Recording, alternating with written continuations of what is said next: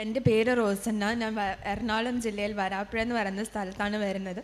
ഞാൻ എൻ്റെ 4 മാസമായ കുഞ്ഞിന് വേണ്ടി സാക്ഷ്യം പറയാൻ വന്നതാണ്.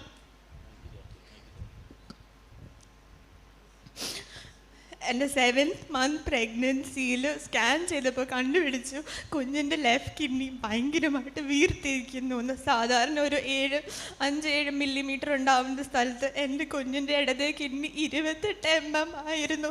അപ്പോൾ ഡോക്ടർ പറഞ്ഞു ഇതിന്. അപ്പോഴത്തന്നെ ആസ്റ്റർ മെഡിസിറ്റിയിലായിരുന്നു. അപ്പോൾ ഡോക്ടറെ സർജനെ കാണാൻ പറഞ്ഞു. അവൻ ജനിക്കുന്നതിന് മുമ്പ് തന്നെ അവൻ്റെ സർജറി ചെയ്യണമെന്ന് വിധിക്കപ്പെട്ടായിരുന്നു. അപ്പോൾ ഒരു കുഞ്ഞ് ജനിക്കുന്ന സന്തോഷത്തേക്കാൾ അവൻ ജനിച്ച് കഴിയുമ്പോൾ അവൻ്റെ ഭാവിയിലുള്ള ജീവിതം എങ്ങനെയായിരിക്കും എന്നതിനെക്കുറിച്ചായിരുന്നു ഞങ്ങളുടെ ആദ്യം.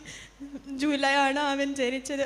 അപ്പോൾ എൻ്റെ അപ്പയും അമ്മയും നേരത്തെ ഇവിടെ കൃപാസനത്ത് വന്ന് പ്രാർത്ഥിച്ച് ഇവിടെ നിന്നൊരു ന്യൂസ് പത്രിക കിട്ടിയായിരുന്നു. പിന്നെ ഓഗസ്റ്റ് ആയപ്പോൾ പ്രളയം വന്നു. ഞങ്ങൾ വീട് വിട്ട് ഇറങ്ങേണ്ടി വന്നു. അപ്പോൾ ആ ന്യൂസ് ലെറ്റർ എടുക്കാൻ പറ്റിയില്ല. പിന്നെ 3 മാസം കഴിഞ്ഞ് സ്കാൻ ചെയ്യാൻ കുഞ്ഞിന് 3 മാസം ആവട്ടെ, അത് കഴിഞ്ഞിട്ട് നമുക്ക് സർജറി ചെയ്യാം, അവൻ കുറച്ചും കൂടി വലുതാവട്ടെ എന്ന് പറഞ്ഞു. 3 മാസം ഞങ്ങൾ സ്കാൻ ചെയ്യാൻ പോയി. അപ്പോഴും ഇത് 28 മില്ലിമീറ്റർ ആയിട്ട് എന്നെ നിൽക്കുന്നുണ്ടായിരുന്നു. പിന്നെ വേറൊരു സ്കാൻ കൂടി ചെയ്തായിരുന്നു.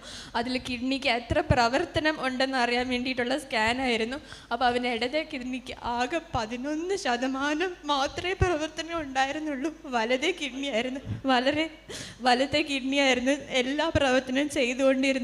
അപ്പോൾ ഡോക്ടർ പറഞ്ഞു സാധാരണ രീതിയിൽ 10% അല്ലെങ്കിൽ അതിന് താഴെയാണ് പ്രവർത്തനമെങ്കിൽ ഞങ്ങൾ ആ കിഡ്നീനെ മുറിച്ച് മാറ്റും.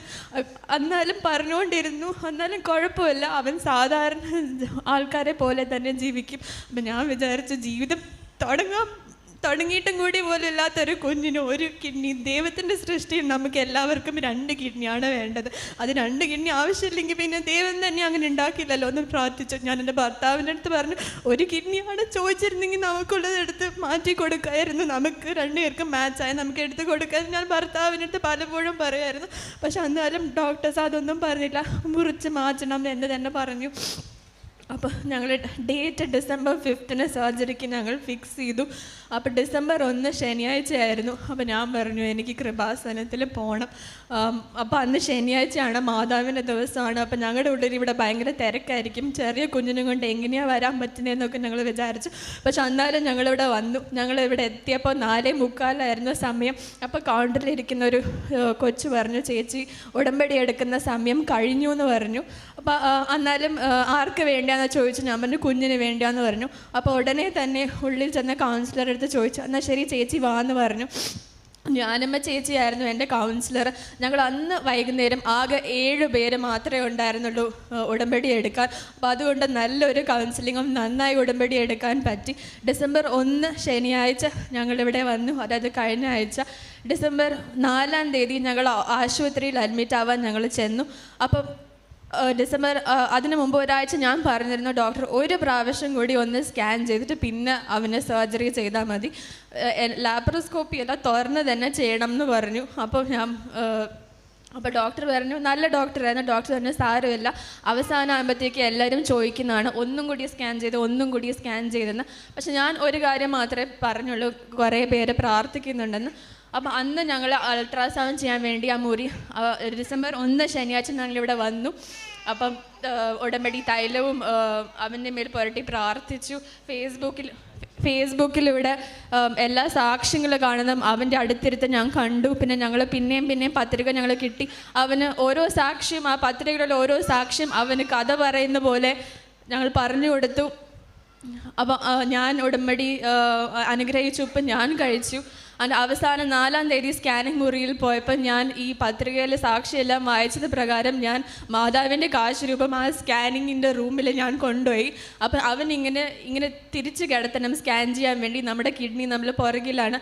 അപ്പോൾ ആ മാതാവിൻ്റെ കാശ് രൂപം അവൻ്റെ പുറകിലായിട്ട് ഞാൻ അങ്ങനെ പിടിച്ചു. അപ്പോൾ റേഡിയോളജിസ്റ്റ് പറഞ്ഞു ഇത്രയല്ല. അപ്പം ഞാൻ പറഞ്ഞു ഇതൊക്കെയാണ് 28 mm ആണ്. അത് കണ്ട സ്കാനിൽ വലിയൊരു ബബിൾ ബോൾ പോലെ നമുക്കത് കാണാം. അപ്പോൾ അത് കണ്ട് ഞാൻ ശീലിച്ചാലും ഞാൻ സ്കാനിൽ ഇങ്ങനെ നോക്കി പക്ഷെ അതൊന്നും കണ്ടില്ല. അപ്പം ആ സമയത്ത് തന്നെ പിറ്റേ ദിവസം അവന് സർജറി ചെയ്യാൻ പോകുന്ന ഡോക്ടർ തക്ക സമയത്ത് അവിടെ വന്നു. പുള്ളി പറഞ്ഞു ഇത് നാളെ അവൻ്റെ പകുതി കിഡ്നി മുറിച്ച് മാറ്റാൻ പോവാന്ന്.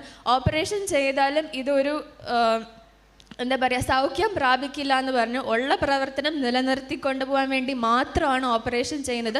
ഇതുകൊണ്ട് ഒരു 5% മാത്രമേ മെച്ചമുണ്ടെങ്കിൽ മെച്ചമുണ്ടാകാം എന്ന് ഡോക്ടർ പറഞ്ഞു.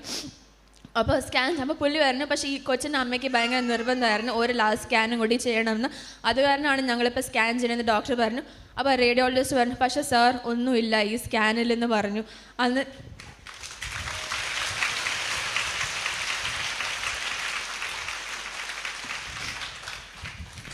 പിന്നെ ഡോക്ടർ പറഞ്ഞു ഇത് വലിയൊരു അത്ഭുതമാണ്. ഡോക്ടർ എന്ന നിലയിൽ ഡോക്ടർ ആ ഒരു ആശുപത്രിയിൽ വെച്ച ഒരു ഡോക്ടർ പറയേണ്ട കാര്യമല്ല, ഒരു അത്ഭുതമാണ്. പക്ഷെ ഡോക്ടർ പറഞ്ഞു അത്ഭുതമാണ്. പിന്നെ ഞങ്ങൾ ചെന്ന് പുള്ളീനെ ക്യാബിനിൽ കണ്ടപ്പോൾ ഡോക്ടർ പറഞ്ഞു, എനിക്കിപ്പോൾ പൂർണ്ണ വിശ്വാസമായി, നമുക്ക് വേണ്ടി മുകളിൽ ഒരാൾ നമുക്ക് വേണ്ടി വളരെ കഷ്ടപ്പെട്ട് പ്രാർത്ഥിക്കുന്നു.